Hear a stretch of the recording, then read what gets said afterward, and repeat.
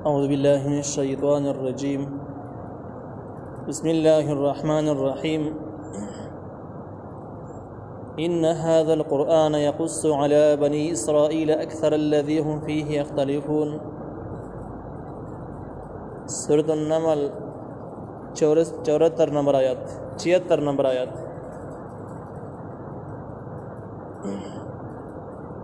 په دې 76 نمبر آیات کې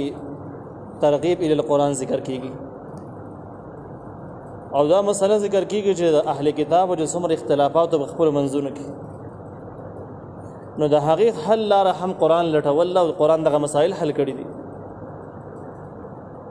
او دا خبره هم معلومه ده چې اهل کتاب خپل منځونو کې څومره اختلافات او څومره مسلې وي قرآن کې دغه حل شته. اوس چې کله دا د هغه مسائل حل لټوي چې کوم د کتاب منځ کې دي او د هغه خپل باندې اهل کتاب او علماء تایید کوي چې دا ټیک خبره ده، په صلاح هم دغه شانته کې ده. دا د خبر دلیل دی چې قرآن یو صحیح مضبوط کتاب دی او رښتونی کتاب دی. نو په دې صورت کې دا ترغیب چې قرآن د ټولو مسائل حل قرآن کې موجود او د دې سره په کې دا خبره د دې خبرې هم دې خبره ته په کې هم اشاره موجود ده چې اهل کتاب د ذکر کړي و چې د سليمان عليه السلام د پیغمبرۍ نه انکار کړي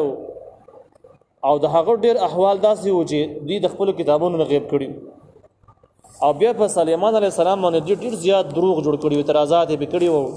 هغه د پیغمبرۍ د انکار د پاره دروغ قصې جوړې کړي وي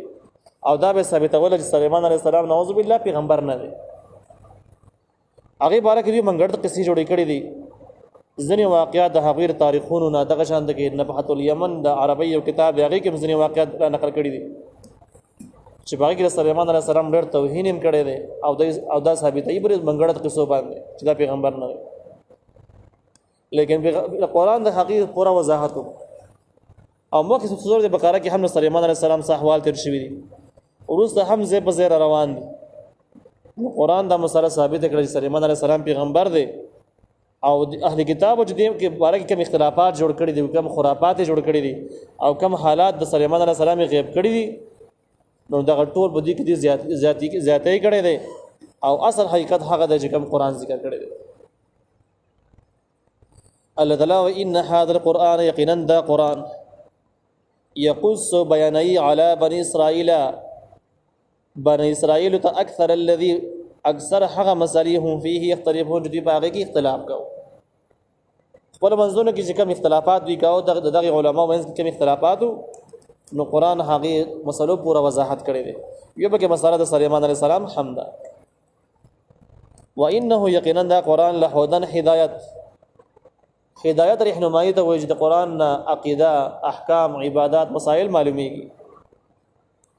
ورحمت او رحمت للمؤمنین مؤمنانو لپاره. نو رحمت د په اعتبار د انجام سره چې کله په قرآن باندې عمل وکي نو دا سبب د رحمت جوړ شي او چې کله د الله تعالی رضا حاصلول غواړي نو رهنمایي د قرآن نه حاصله کی قرآن نه معلومیږي چې کله رهنمایي دي حاصل کړي انجام به یې شي رحمت پشي د الله تعالی د رحمت مستحق پشي. نو قرآن هدایت د ابتداء او رحمت د انتهاء اوله هدایت دی به رحمت شي. دغه کې د قرآن دو صفاتونه ذکر شو جامع صفاتونه او دغه صفاتونو ذکر کول خلاصه هم دغه د ترغیب ال القرآن د قرآن سره مینه وکي. قرآن د لوی صفاتونو کتاب د عام کتابونو په شان ته کې مګړای. ان ربک یقینا رب است یقضی په سلام وکي بینهم بمند دي خلق بحکمه بخبل حکم سره وهو العزیز الحکیم دا الله غالب او حکمت والا دی. دا د آیات لفظ ترجمه شو دلته ان ربک یقضی بینهم تخویب د کافرانو د پاره چې کم کسان د قرآن او د قرآنی احکام او د نظام مخالف دي هغه د پاره د آخرت یې ذکر کیږي چې دا خلک د قرآن د دشمنۍ نه لاس وانلی. اول هغه کافرانو سره د قرآن وجود نه مني او دویم هغه خلک چې قرآن مني خو د قرآنی احکامو کې د خپل اختیارات پکې چلای ځنی مني او ځنی نه مني. اکثر خلک د نظام منکر دي سو کې د سود حرمت سو کې د پردې سو کې د یو حکم مخالف سو کې د بل حکم مخالف خو یو طریقه باندې مخالفت دنیا کې روان دي. نو د قرآن سره مخالفین چې دي کده قرآن مخالف دي کړي ځنی احکام مخالف دي دغه ټول خلکو منځ کې الله تعالی په سره کې خپل حکم سره نو دا د کافرانو د پاره یې رشوه د مخالفینو د پاره یې رشوه چې د دنیا باندې تاسو ته هیڅ حکم ستونه وي او تاسو ډیر زوره ورم ثابت شي لیکن یاد لاره چې د قران تاسو بدن الله تعالی کوي قیامت ورځ باندې د دې احکام تاسو کوي چې تر د مخالفت سره کړي دي سره د موافقت سره کړي دي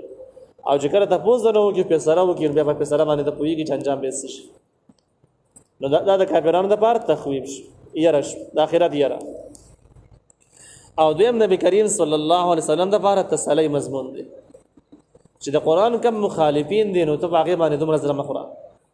دغه خلکو بارک به الله تعالی په خپل باندې په خپل حکم سره فیصله کوي او د الله تعالی فیصله ډیری مضبوط دي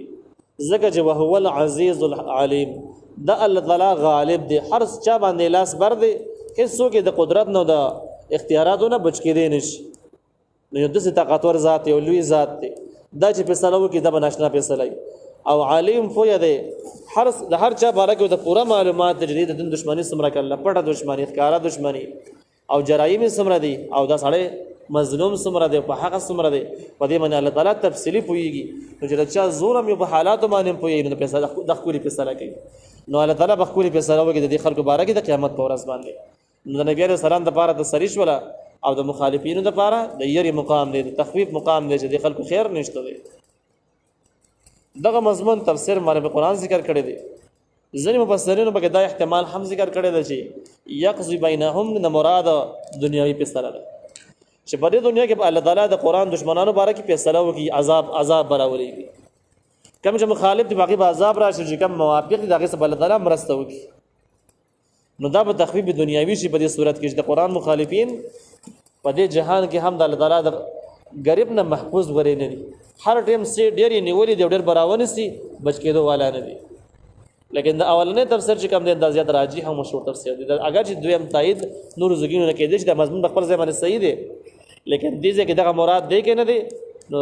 زیاته راجح ده چې د اولنې مضمون مضبوط یا صحیح دی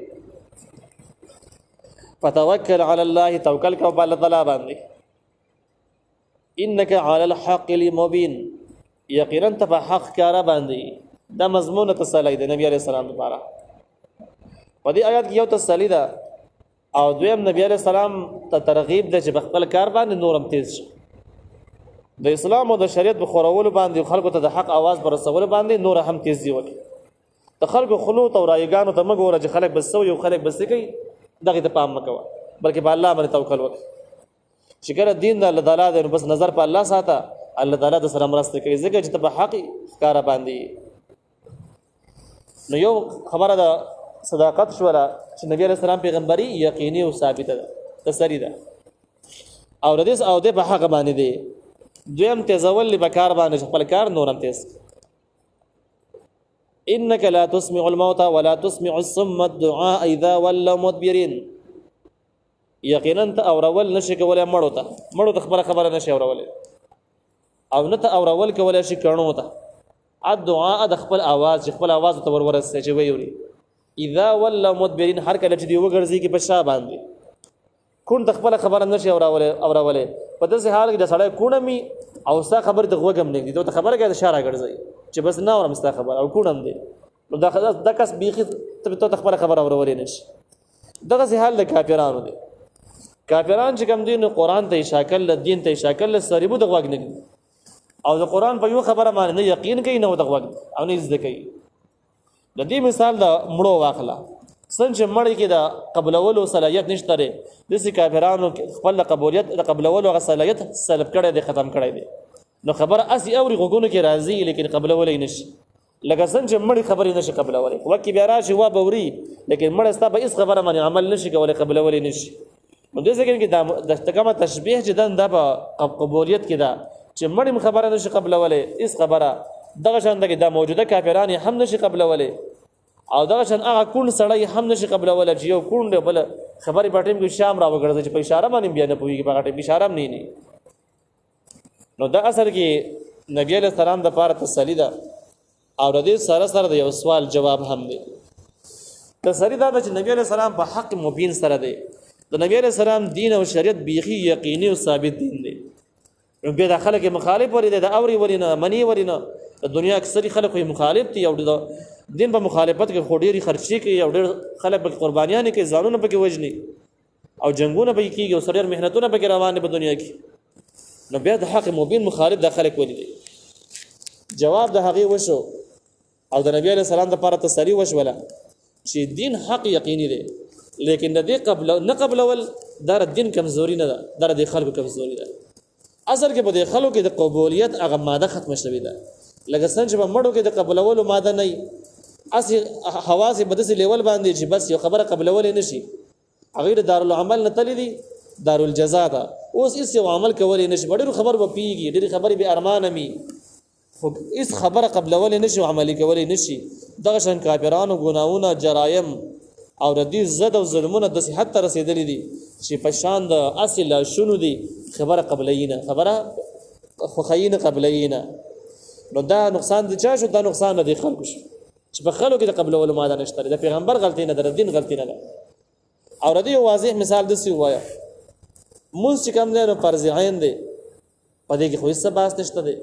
جمع څه کول سنت مؤکد یا واجب دی، په دې کې خو هېڅ اختلاف نشته دی. څوک دا نشي ویلی چې مونځ غلط دی، لیکن چې کله اذان وشي نو په جمع کې یو څو کسانې نور نه وي، نو ته دا نشي ویلی چې دا مونځ غلط ځکه دی چې که دا صحیح وي نو خلک به ورته راغلی وي، داسې څوک نشي ویلی. په دې هر سړی پوهېږي چې مونځ صحیح دی، خو دا خلک غلط دی، په خلکو کې د قبلولو ماده نشته. دغه شان کې د دې نه علاوه د اسلامي نظام او د اسلامي دین او د شریعت کم مدافعین او تحریکونه چې هغوی هم دین دپاره قرباني کوي، د حق نظام د قایمولو او د عملي کولو دپاره خپل جدوجهد او محنت جاري ساتي. لیکن تاسې به ګوره چې د هغې سره به یو څو کسان یې له موافق، یو څو کسانو به قبول کړی محنت به کوي، باقي محنت نه کوي، اکثري به محنت نه کوي. او چې کوم محنت کوي د محنتي خلکو ته به کم خلک وخت دي، کم خلک به مرسته کوي، اکثري خلک به نه کوي، مخالفت به کوي. نو ته دا نشي ویلی چې اسلام دین او اسلامي تحریکونه دا ناکام دي، دا ټیک نه دي ځکه که دا ټیک وي دا خلک به اوس ته ولاړ وي، دا نشي ویلی. ځکه چې غلطي او کمزوري د دین نه ده، دا د تحریکونو نه ده، دا د خلکو ته چې د قبلولو ماده رضا نه سلب کړي دي، ختم کړي ده. لکه څنګه چې دې ځکه کې د نبی علیه السلام وینا قبلول هغه ماده د خلکو رضا نه ختم کړي ده. نو نبی علیه السلام دپاره تسلي ده چې ستا دعوت او ستا دین بیخي صحیح دی، نقصان د خلکو دا چې قبولیت ماده ختمه کړي ده پکې نشته، د خپلو ګناهونو، د جرمونو، د غفلت او د مخ اړولو په وجه باندې. دې ځکه کې د خلکو نه منل او نه قبلول دای مشابه کړي د مړو سره، چې مړ هم دغه شانته کړي او کارنه چې شر اوګرځي ناغوی هم دسي خبره نشي قبلول. د دې نه دا مسله معلومه شوله چې خلک چې اصل کې د څنګه لا تسمع الموتى د مړو ته نه اورول باست، چې ته د خبره نشي اورولې، ته خبره قبلول نشي. لیکن دې نه دا نه معلومیږي، د آیات نه دا نه معلومیږي چې دا مړي د سریو د اوري نه، دا نه معلومیږي. ځکه د سی وایي چې دا آیات د مړو د نه اورېدو باره کې نه دی چې مړي نه اوري، د دې باره کې نه دی. اوري نه اوري ځاله مضمون دی، خو د دې آیاتو سره تعلق نشته. دغه دویم مضمون چې کوم دی دغه شان دی مضمون چې ته مړو ته اورول نشي کولی، دا په سورۃ الروم کې به هم راشي، سورۃ فاطر کې هم داسې مضمون شته چې ته مړو ته اورول نشي کولی. د آیات د ظاهر نه داسې معلومیږي چې په نبی علیه السلام مخاطب دی چې ته د مړو باندې خبره قبلولی او منلی نشي، ستا کار نه دی، ته ورته اورولی نشي. خو که دا کم مړی په خپله باندې واوري، الله یې ورته واوري، هغې نفي دې ځای کې نشته دی چې هغه بیا شي که نه شي، د هغې نفي نشته. دې ځای کې مړی اوري نه اوري دا یو مستقله اختلافي مسله ده، خو په دې باندې نه څوک کافر کېږي نه په مسلمان کېږي. څه مهمه مسله نه ده، نه د عقیدې سره تعلق شته، نه د عمل سره تعلق شته، یو علمي بحث دی. په دې کې یو روایت د عبدالله ابن عمر رضی الله تعالی عنهما دی، او دغه روایت امام ابن کثیر رحمه الله هم نقل کړی دی. امام ابن کثیر رحمه الله وایي چې نبی علیہ السلام فرمایل، عبد الله ابن عمر رضی الله عنه د حدیث راوی دی چې نبی علیہ السلام فرمایل چې کله انسان په یو قبر باندې تیر شي او دا قبر والا دی پیژني یو مسلمانی او دی باغی باندې سلام وکړي، عام طور سره ادرې داخل چې دی مسنون دعا د سلام دی، نو چې کله سره په دې مړی باندې سلام وکړي، الله تعالی دغه مړی دغه کم لاش دی د لاش ته د روح را واپس کی، او دغه روح چې کله د لاش ته واپس شي نو دغه چا چې به سلام اچول لغه جواب ورکړي، سلام جواب ورکړي. او تفسیر مال به قران ذکر کړی دی چې دغه روایت صحیح روایت، امام ابن کثیر هم په دې باندې بحث کړی دی د روایت صحیح دی. او دغه روایت نه صریح معلومیږي چې سړی په قبر باندې تیر شي او سلام په وکړي نو دغه مړی دغه کس اوري، او دغه ته روح واپس کیږي به جواب د پاره جواب هم ورکوي. در عبد الله ابن عمر رضی الله عنهما حدیث دغه نقل له دغه عقیده دا چې مړی او لیکن دویم طرف ته کې د عائشه رضی الله عنها چې کوم د مؤمنانو مور دغه وی مړی نه و. په دې ځکه کې دا یو اختلافي موضوع شوله. صحابه کرام منځ کې هم د رایګانې مختلفې ویل چا ویل اوري چا ویل ناوري ایو بحث روان. بیا په دې کې د امام غزالی رحمه الله او د امام سبکی رحمه الله یو تحقیقي مضمون دی کې موجود دی. هغه وایي چې د ځکه کې دا کوم اختلاف چې دی اصل کې د دې بنیاد دسي دی. اوله خبره دا ده چې کوم روایتو کې دي چې مړی اوري دغه روایتونو انکار کول جرم دی ځکه چې نبی عليه السلام وایي اوري ته زما کلندر علی دغه ډیر زیاتې دی. نو دغه روایت کې سلام خبره ده چې سلام اوري جواب ورکړي. اوس دا خبره معلومه شو چې مړی سلام اوري لیکن دین علاوه آیا دا مړی نوري خبري اوري د نور حالاتو نه خبريږي. نو دې باره کې نه قران تردید کړي دي او نه تصدیق کړي دي نه حدیث تردید کړي دي نه تصدیق کړي دي. خبره یو د صفات شو سهالي راونه وت. البته بمړو کې د شهدا او باره کې قران صراحت سره ویلي دي چې مړو ته شهیدانو ته باقاعده رزق ملاويږي خوراک هم کوي او دغه نه علاوه چې کم دین کم خلک په دنیا کې دي شهیدان شوي نه دي هغه ته خوش خبريان هم را لېږي او دغه شان د دوی د حالاتو نه الله تعالی خبري. نو د شهیدانو مبارک خو معلومه شول چې دا هم دنیا نه تللی دي لیکن دوی باقاعده د دنیا د ژوند حالاتو سره یو قسم له مناسبت پاتې دي. حالاتو نه خبريږي پیغامات را لېږي خوش خبريان را لېږي رزقونه خوري الله تعالی ورته ورکوي. معلومیږي دا چې دغه شهیدانو حالات هم څه بدل غونته کې دي او دا د عام د سیده د کړي چې بس دنیا نه لاړ کافرانو عقیده ختم شي بزنس نه بچو د سنه لیکن دغه د شهیدانو احوال آیا عام خلک اوري کنه اوري رزق ته ملاويږي نه ملاويږي څنګه چلې الله تعالی خو بده قادر دی چې دغه شان دغه هغه خوش خبري راولېږي چې کم پکې نیکان خلک او دغه شان دغه هغه د رزق مرګ شي الله به قادر دی. لیکن قران او حدیثو کې صراحتا تصدیق تردید نشته د امکان شته الله به قادر دی. اوس دې څنګه درازو چې دغه اختلاف د دې حد پورې دی چې سو کوئی اوري سو کوئی نه اوري او ځنی روایتو کې د اوریدلو تصدیق موجود دی بځنی اړخونو کې موجود. امام غزالی رحمه الله امام سبکی رحمه الله په دې باندې بحث کړی دی چې اصل کې د دې خلاصه دا ده چې ځنی مړی اوري نو څوک ټول مړی نه اوري دا خبره غلطه ده. ځنی مړی اوري او در ځنی خلکو نه اوري دار چانه غوړیم نه اوري دا خبره یقیني ده. او دریم نمبر چې کوم ده په ځنی وختونو کې اوري د هر چانه هم هر وخت هم نه اوري. نو ځنی مړی په ځنی وختونو کې د ځنی خلکو نه اوري دې ځای پورې تقریبا دا مسله اتفاقی هونته کېده. او په دې کې دا نبی عليه السلام د بدر واقعه هم ډیره زیاته مشهور ده چې کله نبی کریم صلی الله علیه وسلم بدر بجان کې د قریش د لوی بدمعشان مړکله او کوی دی ور واچول. نو نبی عليه السلام فرمایلی کوی خواته ولاړ ویل چې د قریش سردارانو کافرانو الله تعالی ما سره وعده کړی و چې تب غالب کیږي او د کافرانو له شکست ورکوم د مغرور سرونه به ماتيږي.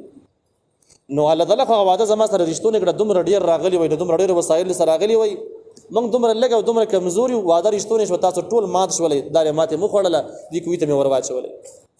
خو تاسو هم الله تعالی د جهنم وعده کړی و جهنم ته رسول آیا جهنم ته ورسولې کې به نه رسول. نو په دې ټیم کې د ابو جهل چې کوم دا کوی نه غرا ووت دا ښکارش او ویل چې اې د الله پیغمبر بالکل موږ جهنم ته ورسول. او په دې ټیم کې د ابو جهل دا شکل تک تور وسوځیدل د جهنم لمبو والے. دغه روایتونه هم پته لګی چې مړی اوري ځنی وختونو کې اوري د ځنی خلکو نه اوري او دغه صحابي ته پوسم کوي چې د الله پیغمبر داخله کوي نبی عليه السلام او د دس یوري د ژوندونو مخاوري. نو معلومیږي دا چې د نبی عليه السلام معجزه به یو حالت به وکړي دي دا خو دغه ځای پورې د مړو د اوریدو نه اوریدو خبره شو لیکن اوس منګله سباس پکار دی چې ما اوري نه اوري چا سره ودرېګو دا هیڅ ضروری خبره نه ده دا هیڅ باس خبره نه در جنگ جګړو خبره نه ده چې دا کافر شو دا مسلمان شو دی وای چې مړی اوري لاړ بس د دین نه وته دا بل وای چې بیخین دا خو وای چې نه اوري دی بل طرف ته کې لاړو بس د سوچ حدیث نه انکار کوي نو مجرم د حدیث نه انکار نه کوي دا یو دغه شان کې علمي بحث دی او بده منسوخ ته کافر کیږي مسلمان کیږي نه چې کوم قرآن او حدیث صراحتا سندي ویلي البته کې اس انکار صورت نشته. اوس که سړی وای چې دام نه منم چې مړی سلام اوري د ژوندو سلام اوري دا خو د حدیث مخالف ته د خصياتې کوي لیکن یو بل سړی وای چې یاره سلام بارکه ز قائلم سلام اوري ځنه خلکو نه اوري لیکن ار مړی نه اوري پر وخت نه اوري در چانه نه اوري دا سره هم ټیک وي ځان سره بد خبره نه کوي. اوس دې خبرو د لپاره تنظیمونه جوړول او بیا به د لپاره ګروپونه جوړول او دغه د لپاره چاندی را غونډول دا قسمه کې بدل دا بيخي بے ضرورت خبره ده هیڅ فائدې نشته ده او سره به دغه منی وخت ضایع کوي د مسلمانانو به د بدترین حال باندې خپل غم او خپل فکر ولې نه صرف کوي چې مسلمانان به دومره زیات مقدار باندې دومره مظلومان ولیدي پولیس مکه باندې شرعي نظام ولې نشي نافذولې دا دومره قوت او صلاحیتونو باوجود قرآن مظلوم ولې د نظام ولې نافذيږي او دا د بل او د کافرانو د نور خلکو غلامي ولې کوي او د دومره بد حالات سره ولې مخامخ دي په دې من سره خپل انرژي ولې خرج کوي نو دا هغه خلکو کار د یا شعوري یا غیر شعوري د اسلام په زوال او د نقصان په سلګي د خلک او دا سپینې جامې خلک دی لیکن یا پویږي بیا نه پویږي لیکن کافران دا خلک استعمالي دا سپورټ کوي بیا او د دین هغه ډیره فائدہ اخلي او د مسلمانانو اتفاق منتشر